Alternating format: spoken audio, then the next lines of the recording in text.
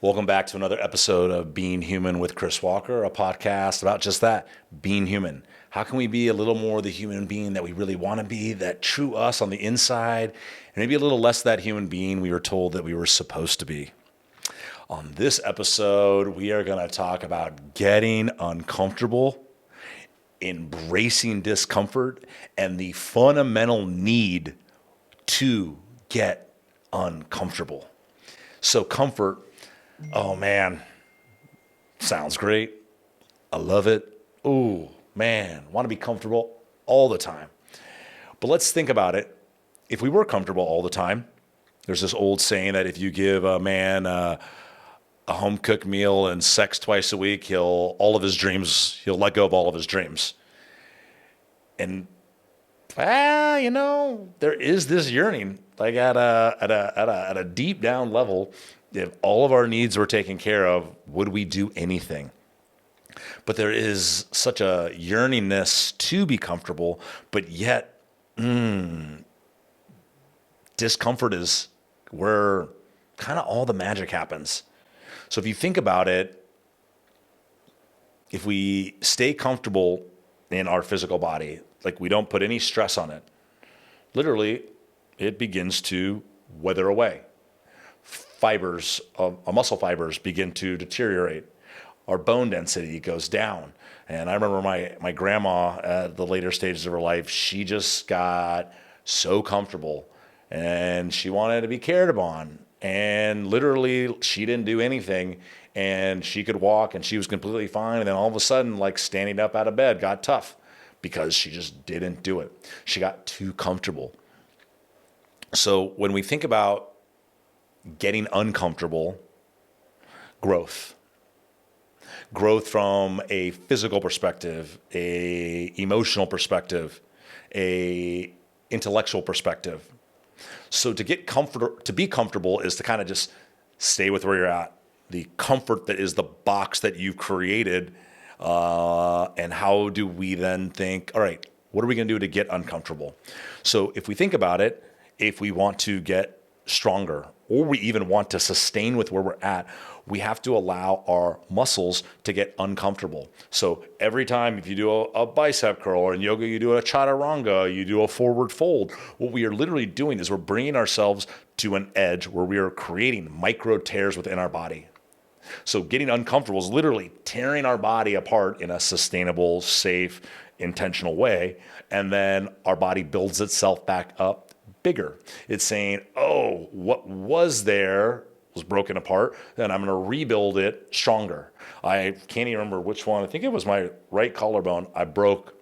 And I remember being like, oh, do you need surgery? And they're like, no, it's set so it's next to each other. And what the bone will do is it's broken and the calcium or whatever the heck bones are made out of, is going to basically bridge the gap. So it's going to build itself back. And I'm like, oh, wow, that's crazy. Yeah. They're like, yeah, that's why if you break your collarbone, you'll never break it in the same spot because your collarbone is strongest where it was just broken.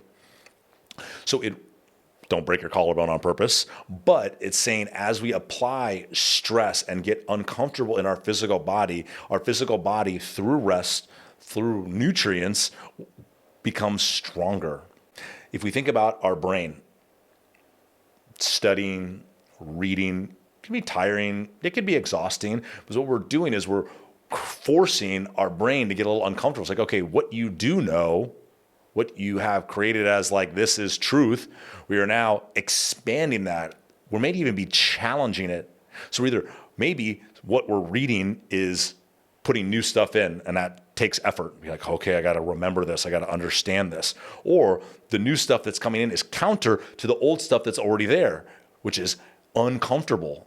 To then have to get uncomfortable, to then evolve, to get smarter, more knowledgeable, wiser. And then on the emotional side, there is the comfort zone that is not too many emotions on the high level, not too many emotions on the low level. We're comfortable.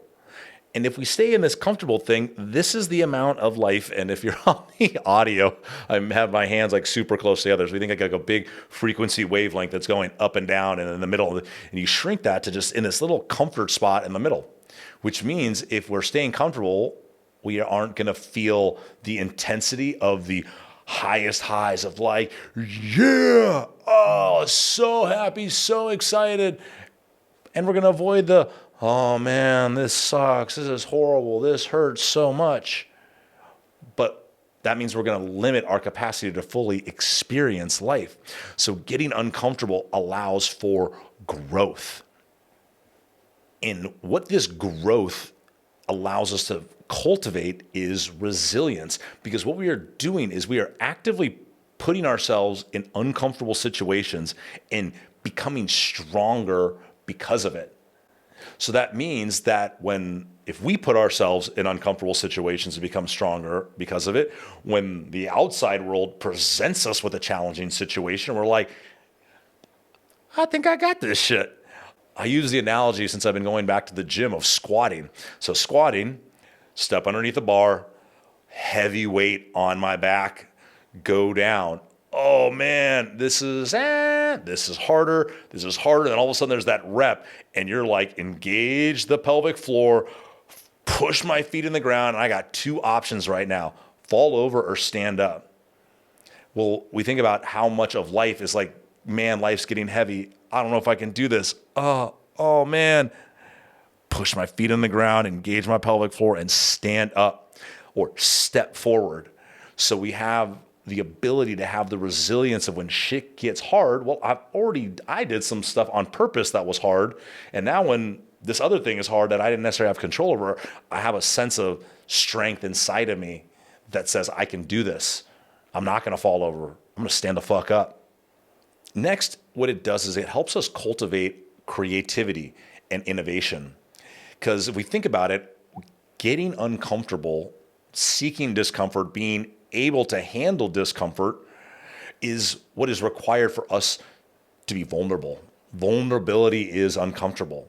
And if we think about the idea of creating something new, there isn't a blueprint that says, if you create this, it will be accepted.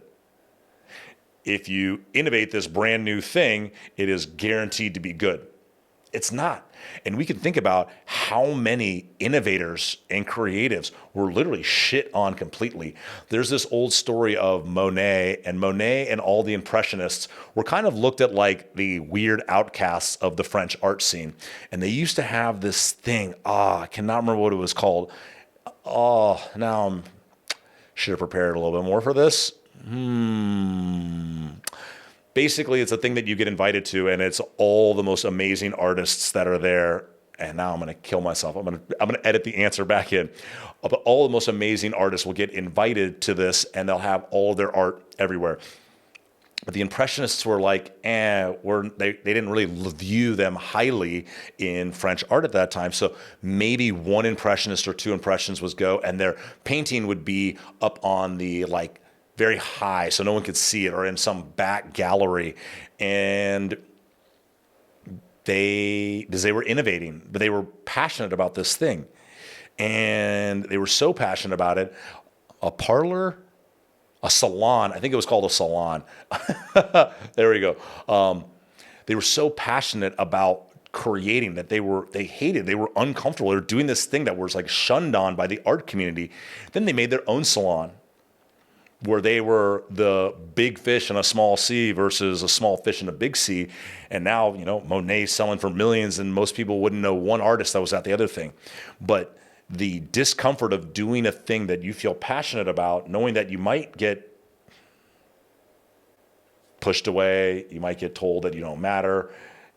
You have to find that ability to be okay being uncomfortable if you truly want to innovate, if you truly want to create.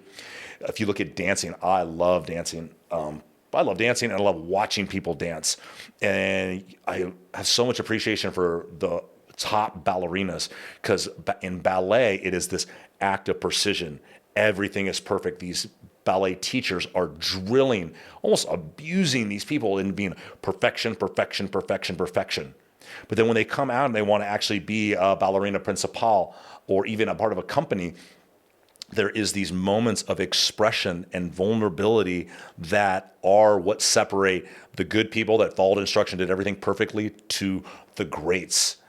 But at those same times, those moments of expression in these lines of everything must be perfect also get a lot of them shit on. You're like, oh, you can't do that. You're not doing it the way you're supposed to be doing it. I'm going to be uncomfortable in my expression of who I am. Think about how many companies that have been created where a founder of the company literally tried to pitch that product at an existing company and they were like, no, that's stupid. And they're like, I think it is so not stupid that I'm going to quit this company and start my own. And we see what has been created out in the world because an inventor was told that their idea wasn't good, but they had such a yearning. They were okay with that being uncomfortable and they risked it all and created some of the top companies that we see out there today.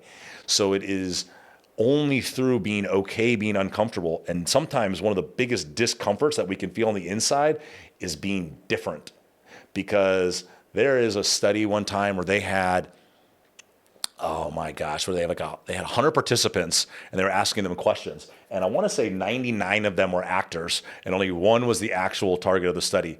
And they would start off with certain questions and the whole group would get asked. And they slowly started having part of the group answer wrong on purpose of questions that were not tricky. Like everyone knew what the answer was. And once a certain set of the participants said the wrong answer, the test subject would say the wrong answer on purpose just to belong to the group. Because I was comfortable. Misery loves company. I'd rather be wrong and a part of the group than right and on my own. So when there's something that is inside of us, our creative expression, something we want to innovate, we have to allow ourselves and be okay being uncomfortable. Doing something different is how creativity thrives. It opens up, it blossoms. And lastly, allowing ourselves to improve our relationship with being uncomfortable will create a sense of confidence, increase self-esteem, and it'll limit the impact that fear has over us. Whatever fear we've created in our head is rooted in the fact that if we stay in our comfort zone, that fear, whatever worst case scenario is, won't get us. We'll be safe if we stay in comfort land. And what we have to realize is if we don't push those edges of comfort into discomfort, we are missing out. We'll live in a state of fear. We will not do the thing because we're scared. So by allowing ourselves to get uncomfortable in many areas of life, we realize that I can be safe in discomfort. So the impact or the fear of the thing drops. Doesn't mean we have to like the thing, but we realize that, our ego at a certain extent is like, if I do the thing I'm scared of, I'll die. An ego death, a physical death, something like that. So by allowing ourselves to find ease in discomfort, that fear isn't like I'm going to die, or we begin to have confidence, our self-esteem can grow and being like, it's going to be uncomfortable, but I know that I can do it. Ooh, I actually want to do this uncomfortable thing because now I actually know that that uncomfortable thing is going to unlock something even greater. That uncomfortable thing that I'm doing in the gym is going to unlock a physical body that allows me to go do the activities that I want to do. Confidence, and people often say that I'm a confident person.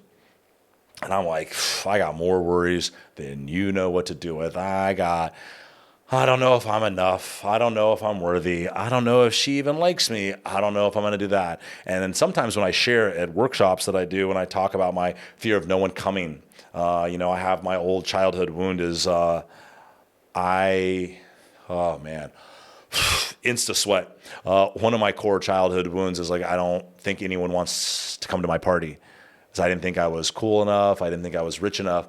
So no one wants to come to my party. And so every time I do an event and people show up, I'm just so grateful. And I'm also trying to rephrase that thought. I'm trying to rewrite that story in my own head. But confidence is I am confident in how I'm showing up. I'm present. I'm articulate. But for me, the confidence is saying when I'm super present, all the fear has kind of faded away. So I've done a thing, or I feel a thing, I express a thing, and the confidence is I have done uncomfortable things so often. I've put the effort in. I've done the uncomfortable stuff that now I can just be present here. All the discomforts are either not in my presence or I've done way more uncomfortable ass shit, and these discomforts or these things that make me uncomfortable are like, ain't no thing but a chicken wing. Oh, that's a beautiful line from my dad. So as we embrace discomfort, seek it, see the benefit of discomfort, allow it to help you grow and become more resilient. Allow it to increase your creativity and your innovation, and allow it to help support you in overcoming fear and connecting to a higher level of self-esteem and self-confidence. This is another episode of Being Human with Chris Walker. Thank you so much for listening. I appreciate you all.